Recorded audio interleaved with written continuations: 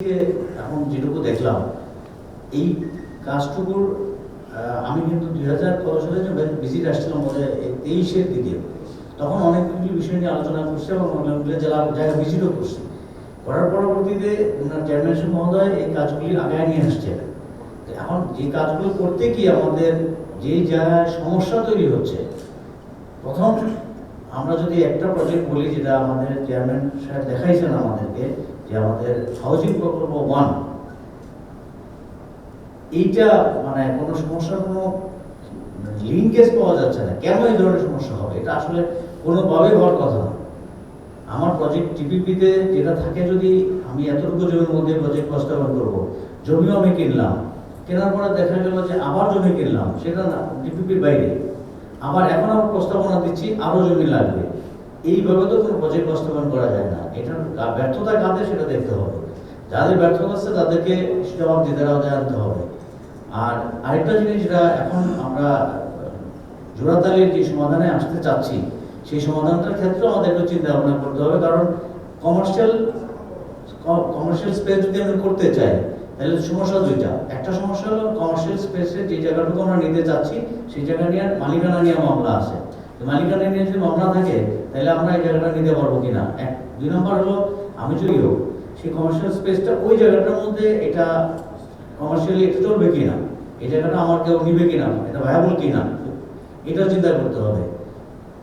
আর বাকি আমরা এই ফাইল ঘাট থেকে যে জিনিসটা দেখছি, সেটা হলো যে ফিজিবিলিটি স্টাডি একবার হয়েছে এবং সেটার ভেন্যু ছিল, মানে প্রজেক্টের স্থানটা ছিল অন্য জায়গায়।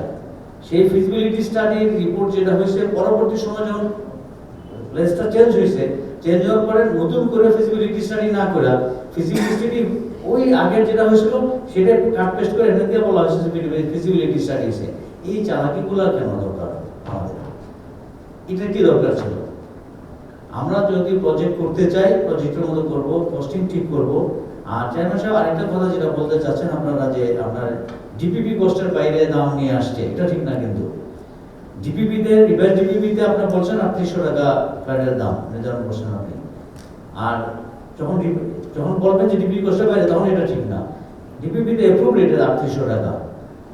সেই ক্যালকুলেশন মিলাইতে গিয়ে যেভাবে এখানে কারচুপি করা হয়েছে, সেটা দেখতে হবে কি কারণে সেটা করলো। এই যে কষ্টের বাইরে বলা যাবে না, ডিপিপি কষ্টের মধ্যেই আছে।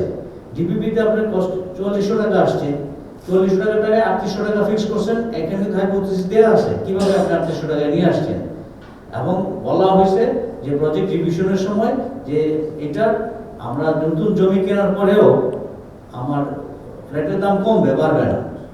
চমৎকার, এটা তো সবাই গ্লুফাই নেবে। তখন মন্ত্রণালয়ের জন্য হয়তো এটা আপনাকে প্রবল দিচ্ছে, কিভাবে দিচ্ছে জানি না। এখন যেটা হয় যে এটাকে সুন্দরভাবে একটা উপস্থাপন করেন, আরো দেখেন এটার মধ্যে ফলগুলো কোথায় কোথায় আছে। কালকে আমরা কয়েকটা ফাইল ধরছিলাম, আপনাদের এই অফিসে যারা কাজ করেন তারা ফাইলের নোট লিখতেও জানেন না, ফাইল তৈরি করতেও জানেন না। ইভেন ফাইলটা কিভাবে থাকবে, ফাইলের নোটিংটা কিভাবে হবে, একটা ইস্যুতে, এই প্রজেক্ট ইস্যুতে এক একটা কাজের জন্য এক একটা ফাইল ওপেন হয়েছে। এটা কেন হবে? আমি কিন্তু বারবার বলি যে আপনাদের ফাইল উপস্থাপন, চিঠিপত্র করা, এগুলোর বিষয়ে ইন হাউস ট্রেনিং আপনাদের রেগুলার দিতে হবে। আর আপনারা এই ইন হাউস ট্রেনিংগুলো দেন কিনা, দিলে কি রেজাল্টটা কি, রেজাল্ট তো আমরা দেখতেছি না। তো আপনারা এই কাজগুলি একটু সুন্দরভাবে করেন। আর আপনাদের স্টাফরা যদি ফাইল ওপেন করা, ফাইলের বিষয়গুলো না জানে, তাহলে আপনারা বলেন, আমরা রিসোর্স পারসন দিব, এখানে আপনারা প্রশিক্ষণের আয়োজন করেন, আপনারা স্টাফদেরকে এখানে শেখান। তো ফাইল কিন্তু একটা প্রতিষ্ঠানের আয় না। একটা ফাইল দেখলে সব কিছু বেরিয়ে আসে। আমি যখন কালকে ফাইল চাইলাম, এক একটা ইস্যুতে দিকে এক একটা ফাইল আসতেছে, এটা কেন হবে? তো আপনাদের অন্যান্য কাজ যেগুলো আপনারা সামনের দিকে ফিউচারে করবেন, সেই ফাইলগুলো যেন ওইভাবে সুন্দরভাবে হয়, এবং ফাইলিংগুলো আপনারা দরকার হলে ট্রেনিং এর পরে শুরু করেন এবং সুন্দরভাবে করেন। আর আমরা বেশি সময় নেব না, কারণ